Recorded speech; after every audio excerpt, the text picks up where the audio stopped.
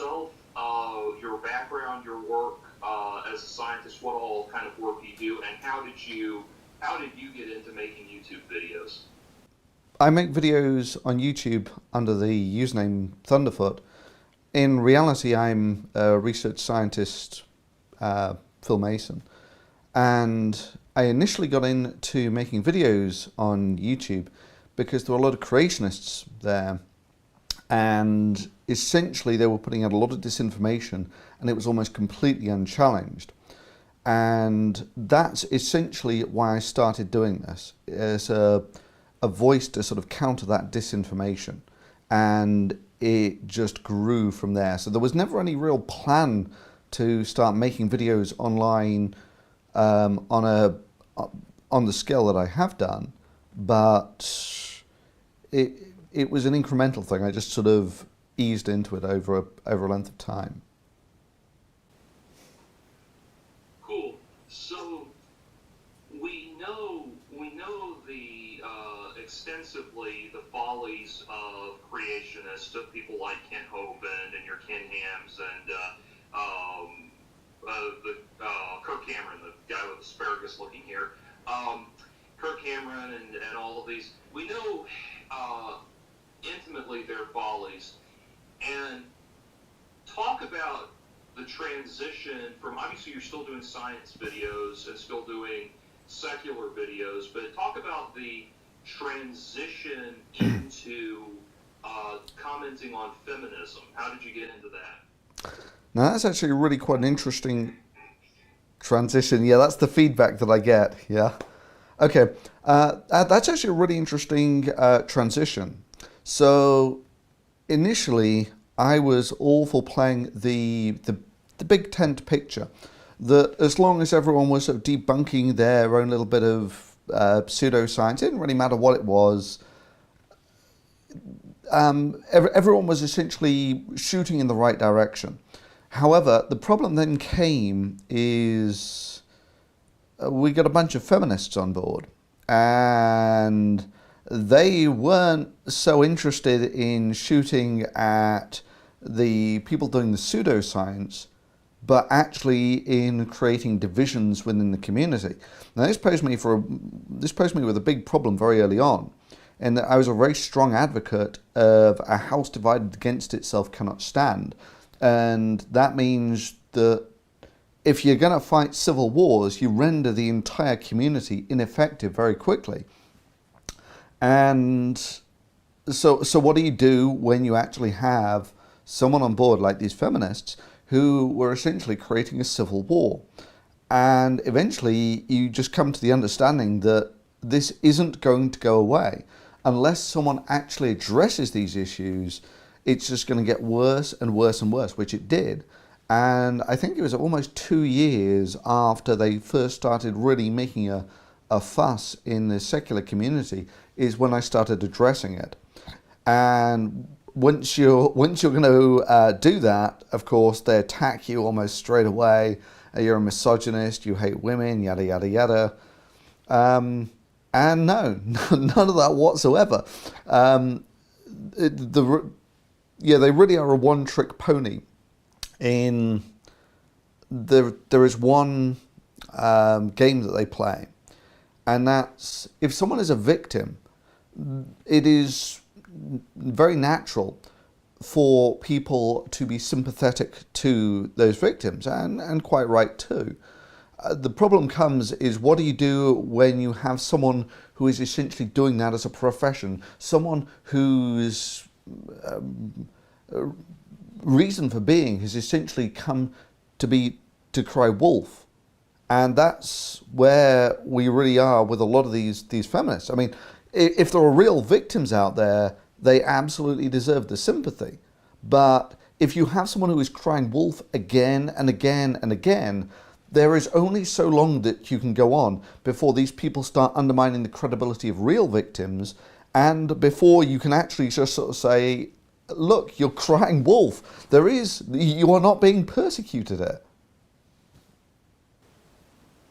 So, building on that, and I especially agree with that because I remember a story told by a colleague of ours, Healthy Addict,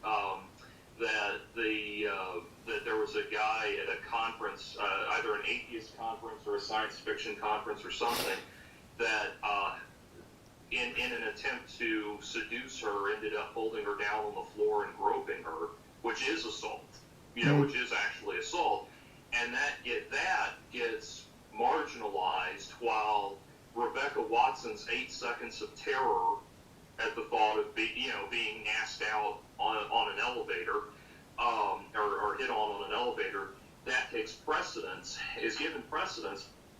And my thinking, we've looked at, and this actually plays into a larger theme that we've been getting into with the documentary, which is we had somebody from Occupy Wall Street talk about how the social justice warriors showed up and corrupted that. We've had somebody talk about actually how they played into the banking crisis, the social justice role in that. And it seems like the social justice warriors, and feminism is obviously the grandmother of all of this, it seems like they kind of show up, and they show up in these different communities, these different movements, and they don't do anything constructive. They basically just try to turn the movement into a mouthpiece for their own agenda. And that's why I say that feminism is basically sociological AIDS, because it goes into a healthy movement and turns it into a mouthpiece for spreading the feminist agenda. Where do you think this began from a historical stance, being someone who's been a very prominent person in the atheist community and the skeptic community? Where do you think this began? When did you start noticing it beginning? And what were some of the conflicts that caused that civil war, as you described it? So, one of the reasons why I think people really go for this victimhood narrative, especially the social justice warriors, is it requires no talent whatsoever. You take a look at someone like Dawkins. What did they do to actually become the person that they were? Well, they were a renowned evolutionary biologist. They wrote a series of best-selling books, and then essentially became the mouthpiece for new atheism. So it was, at the base of this, you need to be fairly talented. You take a look at what you need to be a professional victim, and it's nothing. All you got to do is claim that you're persecuted, and you're being persecuted for who you are. You don't need to have studied anything. You don't need a degree. You don't need to have written any good games. You don't need to have solved any problems. You don't need to have addressed any real issues in the real world. The only thing that you need is to say that I am being persecuted for who I am. And what really bugs me is when they do this, they are fundamentally undermining the people who really are persecuted for who they are. If you take a look at these these conferences, which are populated essentially by social justice warriors, ironically, it's rich middle class white kids, and people who have never really experienced any hardship whatsoever, and or their only claim to fame is they're claiming that they're persecuted.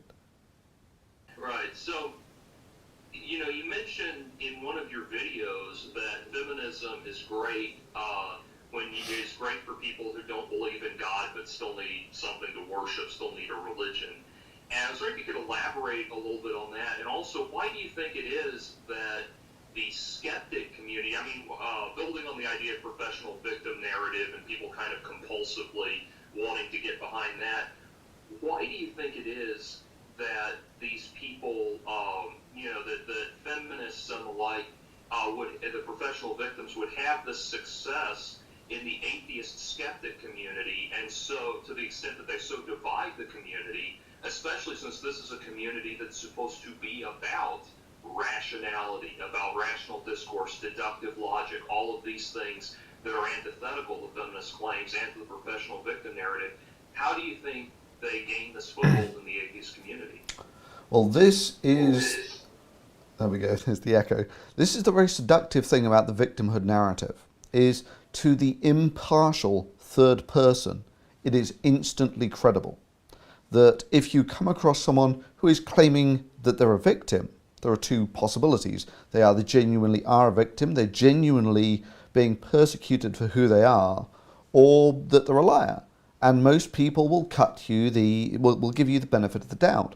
And so there is this, people who know nothing about this whatsoever are naturally inclined to be on the side of the victim, which means that, if you like, the playing field is automatically biased in favour of the professional victim.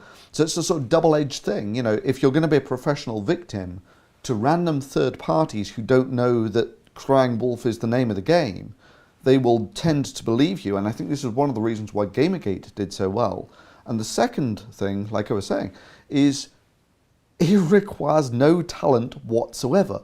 All you've got to do to be a victim is be a female-bodied person in some cases. It's just crazy. Cool. So one of the most decisive moments in all of this for the atheist community came with Rebecca Watson and the whole Elevatorgate thing. Now, clarify for me, you mentioned a few of these things in your videos. I wanted you to help clarify the timeline for me and also just explain it to the layman. There was some controversy about selling fake jewelry, about selling T-shirts that said, "I'm not a skeptic, I'm just a skeptic," and that sort of thing. What was the story with that? And if you could, for the layman, summarize what happened with so-called Elevatorgate. Okay.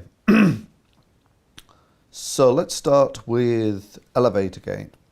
What happened is that a feminist in the atheist community hung out in a bar till 4 o'clock in the morning. And then when she went back to her room, she was propositioned for coffee in an elevator, which if you're being propositioned in an elevator at 4 in the morning for coffee, I think we're all aware of what code we're talking here. But fundamentally, that was it. That's where it finished. She said no, and that was it. And the next day, she sort of comes out how this just proves her point about how sexist atheist conferences are. Now, there are two problems with this. First of all, it's not even known if the person who asked her out for coffee was even an atheist, or whether he's even at the conference, or he was just someone who happened to be at the bar till 4 in the morning. And I think, you know, it's one of those things that if people are actually hanging out at in a bar till 4 in the morning, this is sort of the arena where people do tend to proposition each other. You know, it is the sort of environment where you expect that to happen. But she claimed that this was actually something that men just shouldn't do.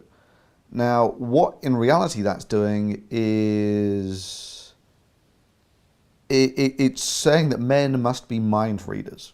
You know, if this guy who had propositioned her in the elevator had been the man of her dreams and they'd gone off into the sunset together, we'd never have heard about any of this.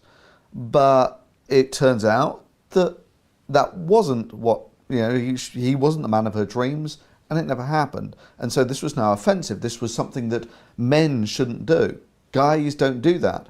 And yeah, the thing that really grates with most people when she generalizes that all guys shouldn't hit on girls is that actually, you know, this is sort of how boys and girls get together, is someone's got to ask the other one out to begin with, and if they say, no, I'm not interested, and then chastise the entire opposite sex for getting it wrong, then, you know, this is just it's an impossibly entitled position for someone to be in, you know, that, no, I only want people to hit on me who I like.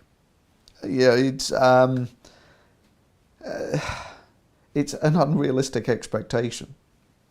And so she basically transformed this whole thing into how sexist the atheist community was, when in reality no one even knew if it was an atheist who actually asked her out in the first place.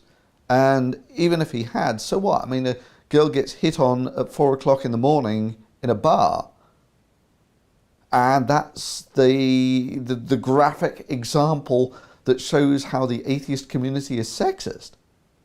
Yeah, it's crazy. And wouldn't you say there's some irony there as well, that this is the same Rebecca Watson who, not obviously I'm not slut shaming, that's her business what she does, but this is the same Rebecca Watson who was, I believe, in that same bar pretending to take dollar bills stuffed into her bra like she was a stripper and that kind of thing. So the contradictions of Rebecca Watson are long and numerous. Nicely put. Okay, so we saw the emergence in the atheist community of so-called Atheism Plus, and of course now, I don't know if you've heard, being abroad, but in recent days, Anita and company have announced that there will now be Gamers Plus. And have they? Have they? Did they announce? I didn't see that. Yeah, they did recently. It's been the last couple of days, and it's really great because it says we are Gamers Plus. We are Gamers Plus. We do not play games that are misogynist towards women. We are Gamers Plus. We are accepted. We refuse to associate with MRAs. We are, and all of this. And what was so funny was they were all negative statements. So I tweeted and said, I love how Gamers Plus can be summarized as, we're Gamers Plus, we subtracted a bunch of things. Yeah. So we see the Atheism Plus movement emerge.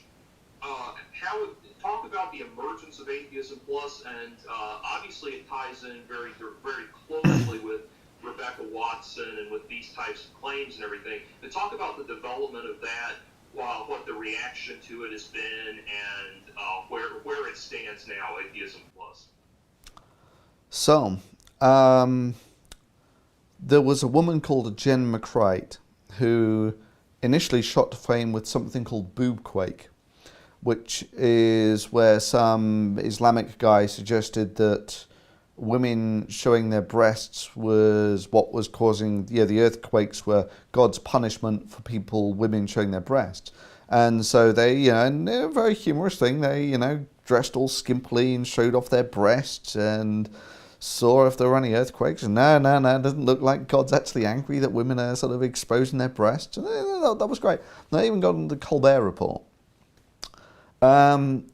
Scroll the clock forward a month or two, and she's right beside Rebecca Watson with, oh no, the atheist community is terribly sexist. For some reason, they hate women, and what we need to do is get rid of all of these people in the atheist community who hate women. And so what we're going to do is we're going to create a new form of atheism. We're going to call it Atheism Plus. And what it's going to be is we're atheists plus we support the rights of women, and atheists plus we support minorities, and atheists plus we fight transphobia and racism. And then last of all they had we're atheists plus we like rational thinking or something. And it was completely arse backwards. And the thing that always amused me about it is that most people who sort of take pride in being atheists, for them atheism is the conclusion, right? The methodology is rationalism. The methodology is rationalism, atheism is the conclusion. And they start with we are atheists, and then for no reason whatsoever say, plus we support rational thinking. So in other words, they had it completely backwards. Atheism is the conclusion, not the starting point. And by doing that, of course, when you say I'm going to be an atheist and then be a rational thinker, what you're saying is you're leaving it open to say for people to say I'm going to rationally believe in God. You actually separate the distance of the argument, or erase the distance that's already been covered. And it really is remarkable. I was wondering if you could talk, one person that I was hoping you could elucidate for me that I'm not, I haven't followed as closely, but I hear coming up a lot, and I've seen come up in your videos, is PZ Myers. How does he factor into all of this, and has there been any attempt to reconcile his newfound position with that footage of him basically hitting on that woman that came out on stage with him in a very, very chauvinistic manner?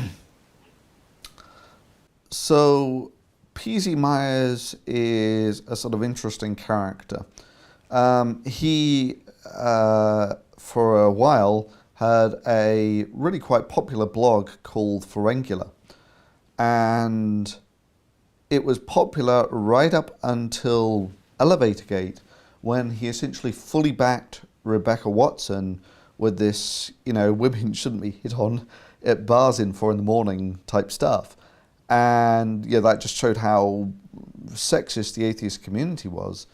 He got fully on board with that, and if you actually take a look at his popularity ever since, it's sort of been a linear decline, to the point where you really have to scratch around these days to find people who will openly say that they support PZ Myers. I mean, it used to be in the good old days that he was very popular, but he essentially went full McIntosh, and that was the end of it, Credit for starting full McIntosh. So, good job. One guy that we are going to be interviewing for this is a guy who was protesting outside of the XOXO festival. He was protesting, and he came up, and he wasn't bothering anybody. He just had pamphlets he was handing out with all of Anita's misinformation on them. And Anita's bodyguard came out and started harassing him. And eventually, John and Anita came out, and he offered them one of the pamphlets, and Anita said, "No, we don't want that." And John McIntosh turns on his camera and starts following the guy around, talking about the guy that's stalking him. Like, you're following somebody with a camera and talking about how they're stalking you? Yeah. Yeah. And also we're actually in the process. I'm getting my paralegal advisor, my legal counsel, to review this letter that I'm doing. I'm writing up a letter to send to Anita to say, do you want to speak? Do you want to be interviewed for this documentary? I'm giving you your fair chance, Yeah. So we'll see where that goes, but I imagine it's just going to cause big brouhaha on her end. So anyway, so bringing it back around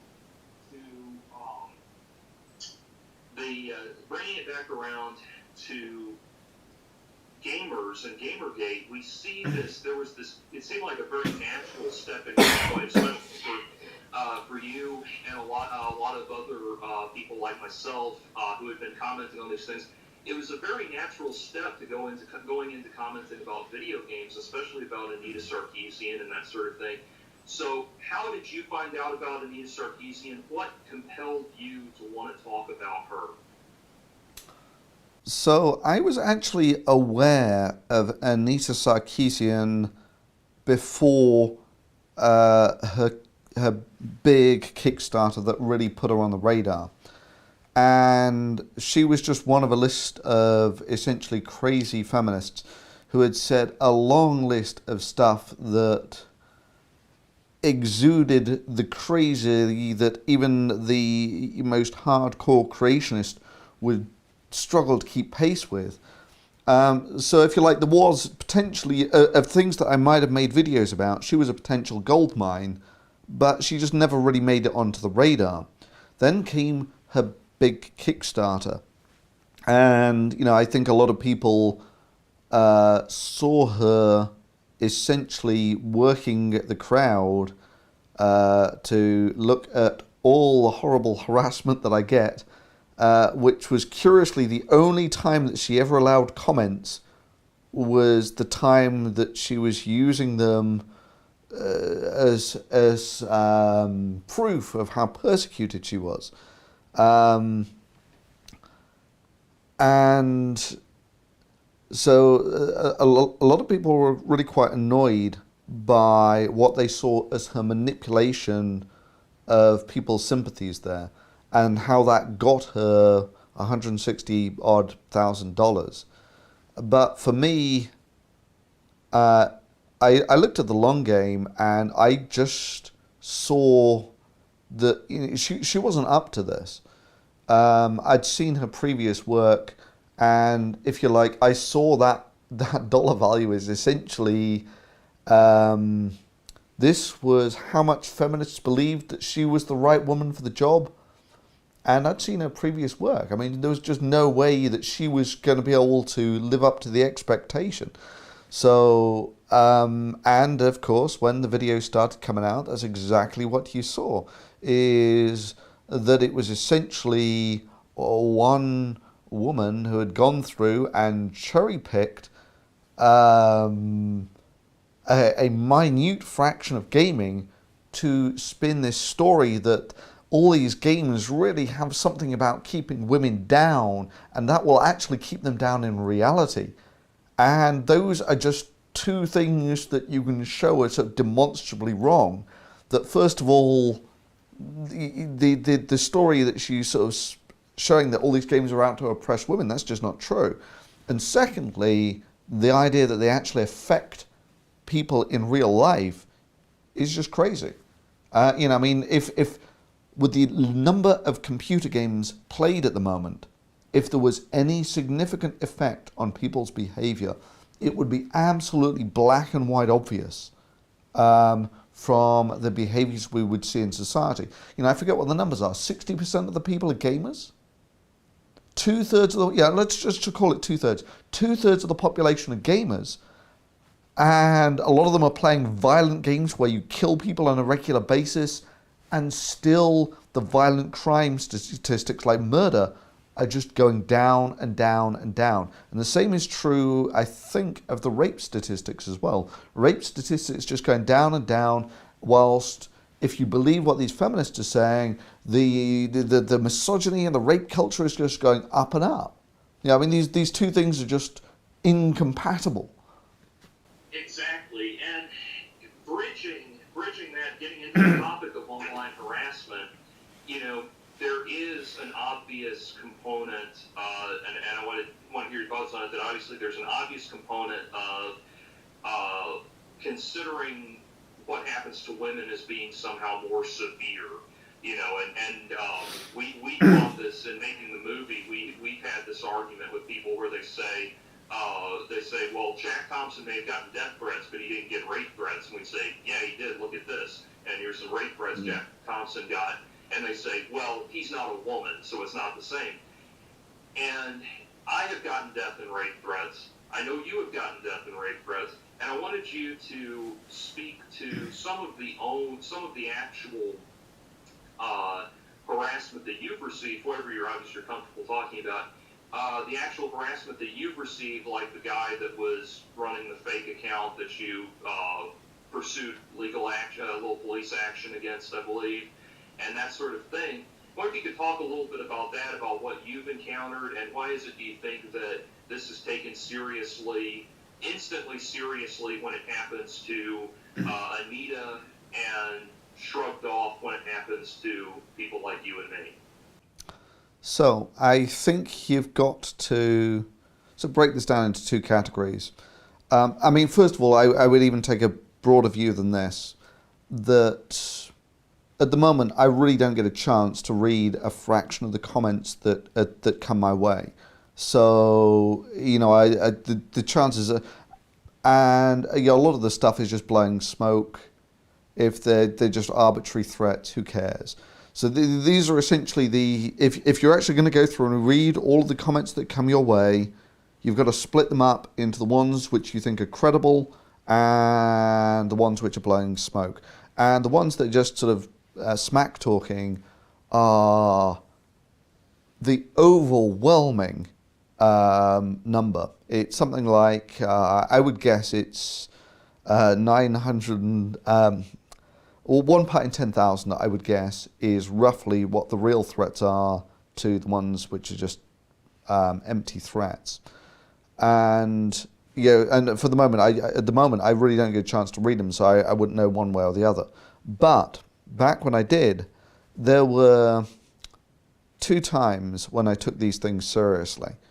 The first one was when I was doing Draw Muhammad Day, and I got some messages that were particularly out of the ordinary. And, I did what was sensible in that case, which is you just go, I sent some messages to the FBI and they responded very quickly within sort of 24 hours or something. And within 2 or 3 days, I was actually talking to them face to face about these things. And, they said that they were going to do what was necessary, which was basically all of these things leave an IP footprint. It's very difficult to actually not leave footprints in the digital world, and they pursued it quite a long way. Turns out it was coming from a country where they couldn't really pursue it. There were sensitivity issues there. So that was one of the times. The second one was someone tried to blackmail me, and of course I did exactly the same thing. You say nothing in public. You go straight to the FBI, you tell them that someone is trying to blackmail you, and the FBI have take it, fairly credibly. But you've got all the messages. And because the guy was nowhere near as smart as he thought he was, by the time I was actually contacting the FBI, I knew more about him than he knew about me. But of course I didn't let any of that on, and I passed all this on to the FBI, and he actually came forward a few years later. He didn't mention the blackmail part, but he did mention the part where he got a visit from the FBI. But that's the way you play the game, right? If you've got a credible threat, you don't publicize it. If you publicize it, you basically stop any real chance of the investigation moving forwards. And on top of that, that if you really do publicize these things, if the first thing that you do when you feel threatened is you publicize it, you're essentially telling everyone out there, every crackpot loon, that all they've got to do is send you a sort of a terse or aggressive email, and you're going to throw your toy. You're going to completely lose it. You're essentially painting a big red bullseye on your face. It's just the wrong thing to do on every level, is to publicize it, which is of course exactly what people like Anita Sarkeesian and Rebecca Watson do.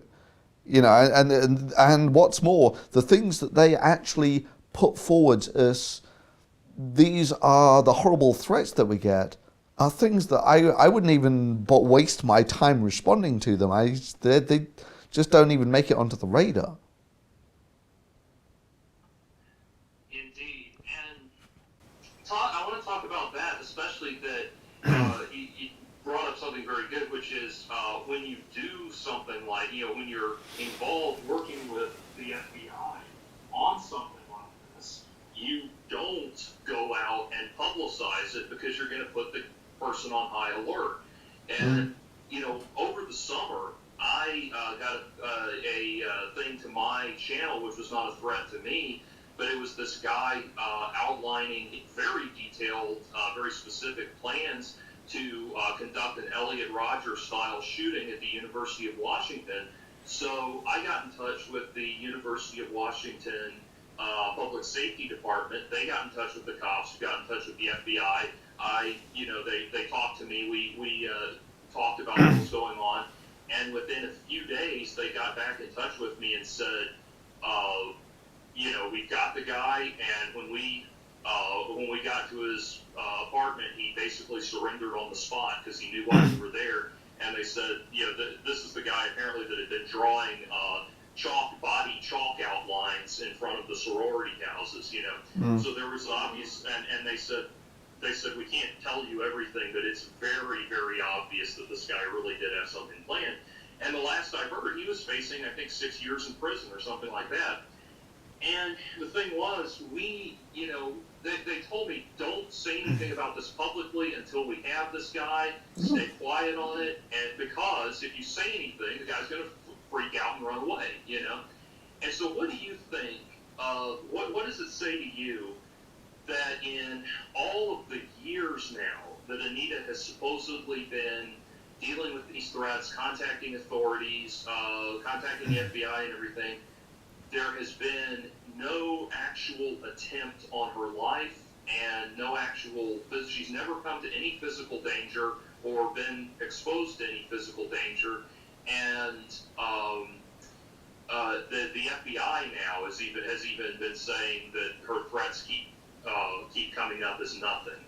What does that say to you, and why do you think people continue to believe her even after all of that?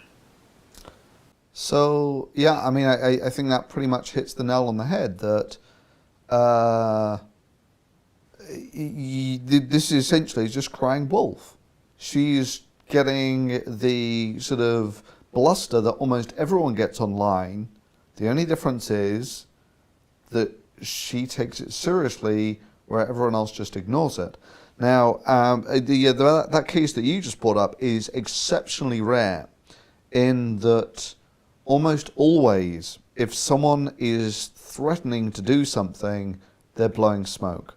Because if you're really trying to actually kill someone or something, the last thing that you do is write them a letter about it first, because that basically tells them what they're going to do. So it's almost tautological that if you're sane, the only reason that you would actually write these letters is to scare someone rather than your actual intent to kill them. There are, however, a lot of these people not entirely firing on all cylinders anyway, that's where it becomes very difficult, is if you're dealing with people with psychological issues. But I mean, let's be real. We're looking at the gaming community here. Right? The gaming community. Has there ever been anyone who has been assaulted or anything like this because of what they said about a game? But this is one you might want to look into, is I've forgotten what it was. I think he did Colonial Marines or something. No, I remember what it was. Yeah, this is probably the guy who got the most threats in the gaming industry ever. And I forget which game it was. I think it was Call of Duty. And the sniper rifle, I think, was overpowered. There's this thing called no-scoping. And if you were very good at it, it was a huge advantage. It was basically a one-shot, one-kill type weapon. And so to put more balance into the game, they down-powered the rifle. Either it required more than one shot, or lowered the firing rate, or something like that. And this drove... this got a real lot of heat for the guy, because people had put all of this effort into becoming essentially experts at no-scoping with this gun, and they just changed the rules of the game. And this meant that their ratings, which they really cared about on the scoreboards, weren't anywhere near as good anymore.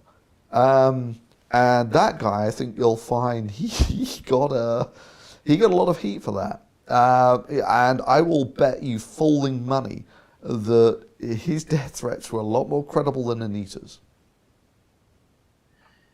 I would have to agree. And incidentally, on the subject of Keshav today, the guy that I was dealing with, the impression I got from him was that he was like one of the people who is suicidal, and they send out their suicide note to everybody. It's kind of like they're looking for someone to stop. Cry for attention. That's what I got. The impression I got with him, because he said when he answered the door and the FBI was there, he said, "I know why you're here." So he was looking for somebody to stop it, I think was basically what it was. And they said, this guy's basically whacked out in this river,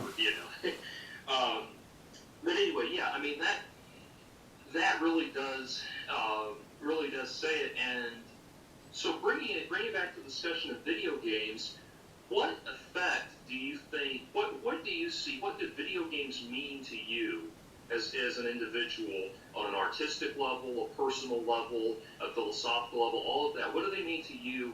And how do you see Anita Sarkeesian compromising that? Right. So this does actually depend on which video games you play. And I tend not to play the sort of story type video games.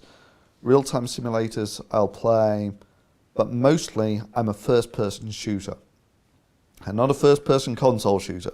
So I like the very flat landscape of everyone gets the same gun. There are no perks, nothing like that.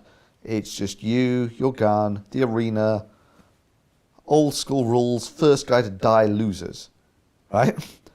And I played a lot of that probably 10 years ago now, to the point where I was actually in a clan, and clan games are absolutely fantastic because inevitably, if you play a lot of these games, you become good. And the reason you become good is because you take a lot of arse whoppings, right? You can't get good without playing a lot of games. And so over the time, you develop bonds with people. And it's one of the craziest things ever playing in a clan, because when I played in a clan, we all knew each other from the arena, right? But then when you actually meet people and talk to them in real life, it's nothing like that. All of a sudden, you have sort of hillbilly Republican, a liberal, whatever, manager, some sort of teenaged kid. We had a woman with amputated feet or something, and me, essentially a researcher. It was a bunch of people. Oh yeah, and an immigrant Mexican. All of these people, that was basically our clan. People who had almost nothing in common, apart from they had played with each other for years in the arena and had got to sort of know each other and respect each other in the arena. And outside of the arena, there was almost nothing in common. And this is what drives me crazy about, people say that women are excluded or something. Not a bit of it. The arena, the first-person shooter arena, is probably the most flat, unbiased landscape you will ever get, because everyone gets a gun, everyone gets a mouse and a keyboard. Like I say, first person to die loses. Right? There is no discrimination whatsoever. If you can shoot better than the other guy, you win. If you can dodge better than the other guy, you win. Where is the sexism here? Right? There is, it is the ultimate arena where men and women can compete on a level playing field. I mean, this isn't like the Olympics or something where there are actually physiological differences. The only difference is between hand-eye coordination. And yet, still, overwhelmingly, for the first-person shooter demographic, I would guess that it's 90 to 95% men, I would guess.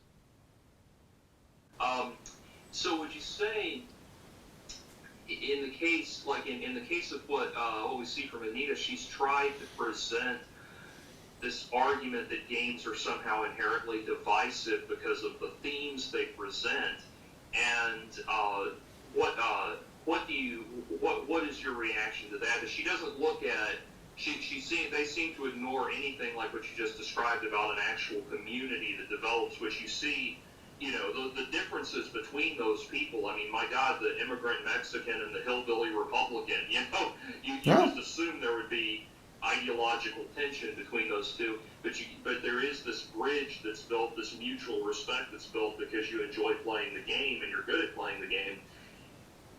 What do you think underlines the psychology of someone? Obviously, I'm not asking you to make a diagnosis, but in general terms, what do you think underlines the psychology of somebody who looks at that environment that's built on meritocracy and mutual respect and earned respect and says, I'm going to come in here and stamp my feet and demand approval immediately? What do you think that says about her? Do you think she even understands how not just gaming communities but social communities in general work? Well, yeah, I mean, I think the most obvious thing is that it's a level playing field already. I mean, what else is there that you can do? I mean, if you can shoot better than everyone else and you're a woman, you win. Right? Whether you're a man or a woman doesn't actually have any bearing on this whatsoever. And it drives me crazy that people can take what is the fairest playing field, probably on the planet, and portray this as sexist, right? It's not. If you've got the hand-eye if you've got better hand-eye coordination, you win. That's all there is to it. Right, quick. What was the game? There's a specific game I know that you've referred to. You've shown it in your videos. I don't think it's Unreal Tournament. I think you said it's where you got the Thunderfoot handle. What game is that? Unreal Tournament. So I used to play Unreal Tournament 99, and I used to be pretty good at that, to the point where the clan that I was part of, we only ever lost to one clan match, or we only lost ever to one clan.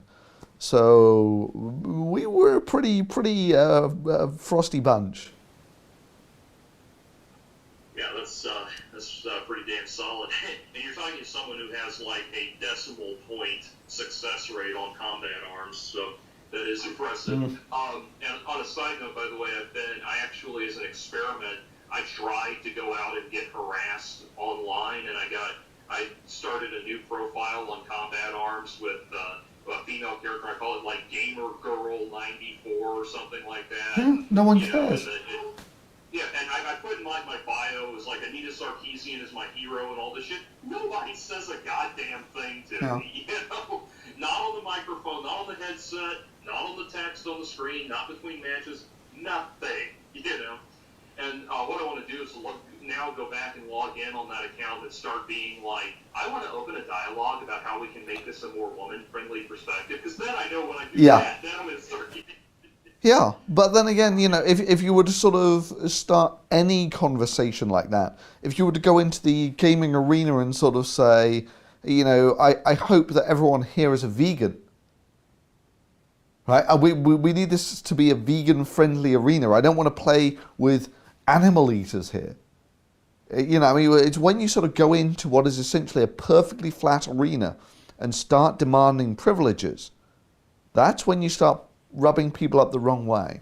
So, what do you think what do you think is Anita Sarkeesian's long-term strategy in all of this? Do you think she has one? What do you think is going to happen after the Tropes versus Women series is finally wrapped up in 2019 or whenever that happens? So, my guess would be... Because, I mean, this is the thing. If you were to ask me, I don't see that the professional victim has a long shelf life, because there is a natural life cycle to these things, and you've seen it with Rebecca Watson, that initially she says, look how terrible it is to be me, and she gets a lot of attention for it. And then, you know, what are you going to do now? You're essentially, you got everyone's attention for a bit, but if you've got no talent and you can't actually do anything, then what you got left? And so, with Anita Sarkeesian, if you take a look at the only time she's ever really hit it big, it's been when she's been the victim. If you take a look at what people think of her video series, it's like, yeah. But, you know, almost everyone... in fact, it would be an interesting one to do. Just do a search for the news articles on Anita Sarkeesian and see how many are actually related to the content of her video series versus, oh, look what a victim Anita is. Now, yeah, but like I say, I see that as a really limited... That's got a really limited shelf life. You can't do that forever, because two reasons. First of all, people just get bored of it. You know, how many times can you roll up and say, oh, look, people are being nasty to me online again? Especially when that being nasty to you online is essentially what everyone else just gets all the time. Yeah, there's a background noise online. And yeah, so it just has less and less impact every time. And after that, what's she got left to fall back on? Her credentials as a pop culture critic, you know? Well, one person or one group of people we interviewed were the Honey Badgers, who do Honey Badger Radio, which is the female-fronted MRA radios, internet radio thing. And one of them actually I posed that very same question to them, and they had a very good point, which was she's already setting herself up for the next stage of her career, which is going to be gun control, with that whole thing of walking out on the Utah State thing because they couldn't, they couldn't guarantee my safety law. So she's going to gun control next. What do you think of that? No. Yeah, I mean, you're right that if she was opportunistic, maybe, but that's a third rail in America. If she goes there, she's suicidal. And I don't mean suicidal, literally suicidal. It's just, yeah. Gun control is just an issue that you should never try to touch. I mean, who, if you like, has tried to do anything with gun control and come out better for the endeavour? No, I mean, I see her. I mean, it's true it did get her a lot of attention, but I don't see her going down that route. Although McIntosh did write that tweet which said that video games cause violence, and why are all these people still in denial? Which is pure Jack Thompson. I mean, and we're not talking chilled out Jack Thompson. We're talking, good old Jack Thompson. Indeed, the glory days of Jack Thompson, if you could call it that. Yeah. The halcyon days of Jack Thompson. But yeah, so bringing up the subject of McIntosh, what's your take on him? There's a common narrative emerging that he's basically the puppet master, and of course it's a common narrative that I pretty much started. But anyway, there's a common narrative coming up that he's pretty much the puppet master. But there's another narrative that says that Anita's the one in charge, John is a lapdog. What is your take on him? How do you think he plays into all of this? And what do you think of the hashtag #FullMcIntosh? So on, who is puppet master, there's not enough information, and I've got no real... Yeah, but the real problem is I've never really seen anything of McIntosh, so it's difficult to judge. I do know that Anita really struggles when put on the spot. So you take a look at her XOXO talk. She basically has to read the whole talk off an auto cue, which is really bad because the auto cue or the monitor she's reading it all off is down by her feet. So she keeps having to look down to her feet to actually deliver the next line. So it's clear that she's not the smooth bullshit merchant that she could be, and I've never seen anything of McIntosh like that, so I really can't say. What's the second half of the question?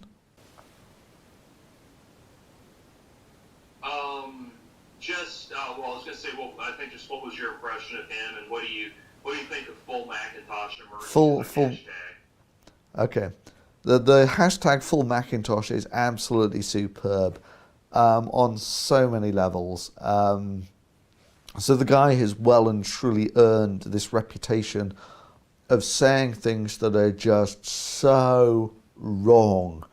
So he had one of these great tweets early on in Gamergate that, I'm calling it now, Gamergate is done. And he said that sort of right before it really exploded. And even at that, it went on for, I forget what we're at, like 3 months or something. And he also says all of these really, really stupid things like, he said that he was actually glad that Hitchens died because he was a warmonger and the such like. And then when Osama bin Laden was shot, he said that he wasn't going to celebrate just because a human had died. So it's this sort of discrepancy between, if someone is ideologically different from you, there is nothing that can happen to them that's bad enough. But if it's a guy who killed 3,000 people, we shouldn't be too happy that just another person died. Exactly, and that speaks to the real extremism that these people have.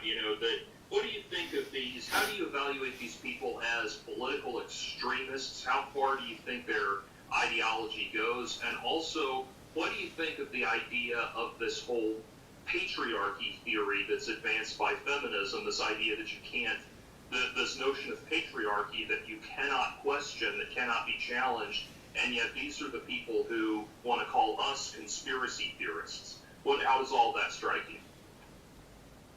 So, I mean, there's the short and the long answer. The short is that, these tend to be rich middle-class white kids who they need something to be worried about. And if you're rich middle-class people, you can still claim you're persecuted because you're a woman. And then you don't have to do anything. So I think that's essentially the short answer. The long answer is, fundamentally, there are two things that form us all. We're a product of our genes and of our environment.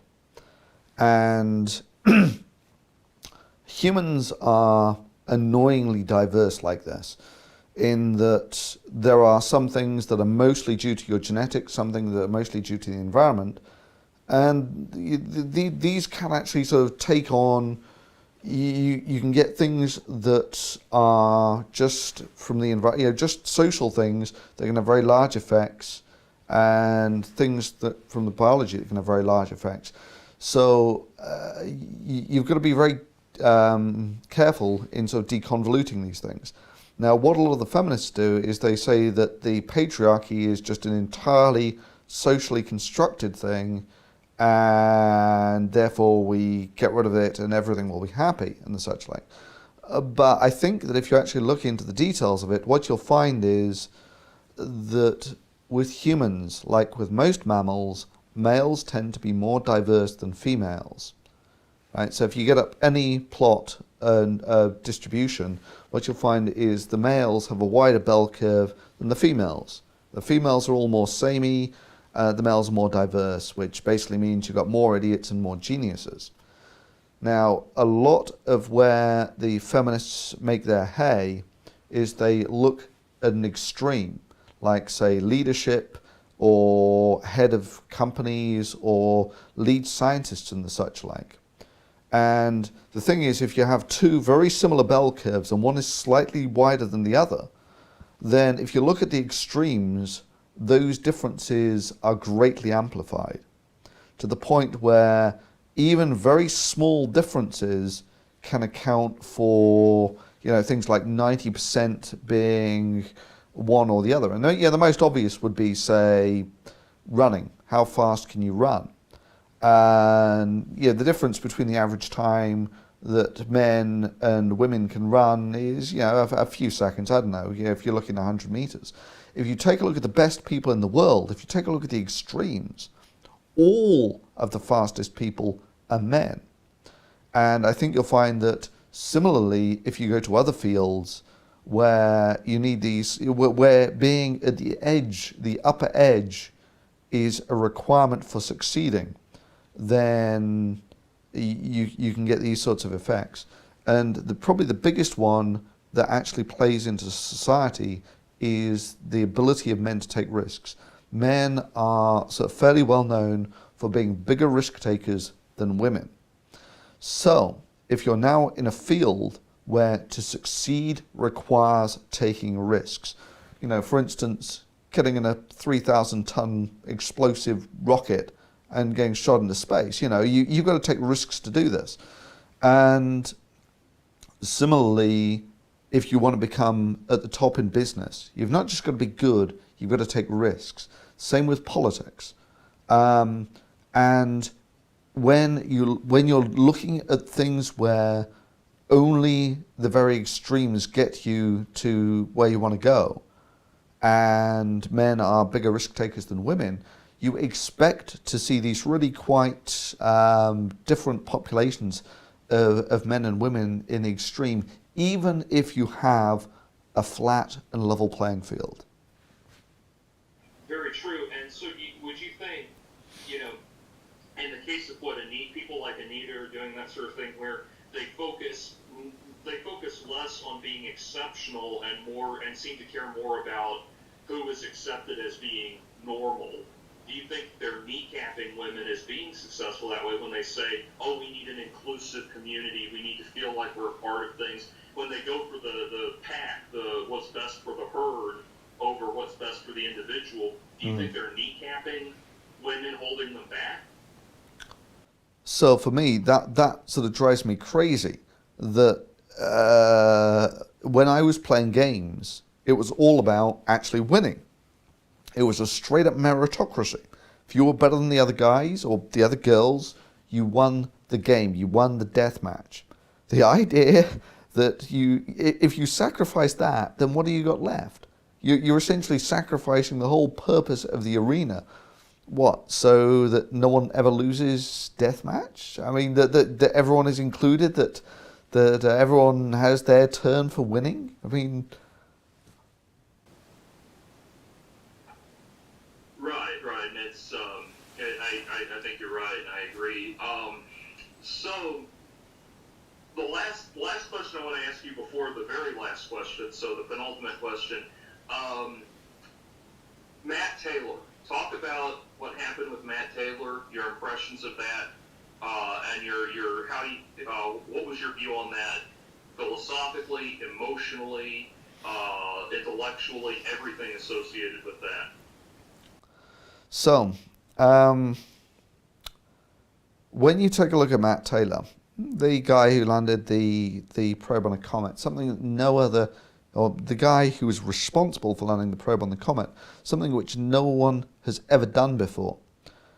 The guy's a little weird, and that's not uncommon for extreme scientists. I mean, it's like I was saying, when you get to the edge of these bell curves, you tend to get people who they excel at one thing at the cost of another. And when I say that he's a little weird, you only have to take a look at his arms, and he's got tattoos of, I don't even know what they are, zombies or undead people or something on his arms. And the guy got inked, he got a tattoo of what they thought the landing of the Rosetta mission was going to look like. Right? The guy is a little eccentric, and if he works in a complicated scientific arena like he does, and he's good at it, for the large part, speaking as a scientist who works in a sort of similar arena, people cut you really quite a lot of slack. If you can deliver the goods, a lot of sins can be forgiven. And that includes big, ugly tattoos. Now, if I read it correctly, the shirt was actually either made for him or given to him by a woman who, this was basically in keeping with things as they had been previously. The only difference was that this time there were cameras there and there were people from the press there. If you like, these were interlopers in what was essentially a sort of happy, functioning scientific system. Right? No one cared that the guys had that he had funny tattoos, or that I think he's also a death metal fan. I've seen him wearing a Cannibal Corpse t-shirt. And if you're worried about his t-shirt with scantily clad women, you should see what the Cannibal Corpse t-shirts look like. So okay, the guy's a little eccentric, but if he delivers the goods, which he did do, he did manage to get the probe to a soft landing of sorts on a comet. You know, I mean, this is really pretty much the apex of mankind's achievement. And then you have people sort of saying, yeah, but I don't like the shirt that you wore while you were doing it. I mean, for me, it's just crazy. Excellent. So, very last thing, look straight into your camera, the one that's straight on at you, and if you could say anything to Anita Sarkeesian, what would it be? It's an interesting question. Now, I think the prime thing that I would like to say to her is why, if you sincerely believe, as the feminist frequency team have said, that they believe that video games cause violence and that they influence people's behavior, why, when it became time for them to propose a video game concept, did it require for the protagonist to kill and violently assault men?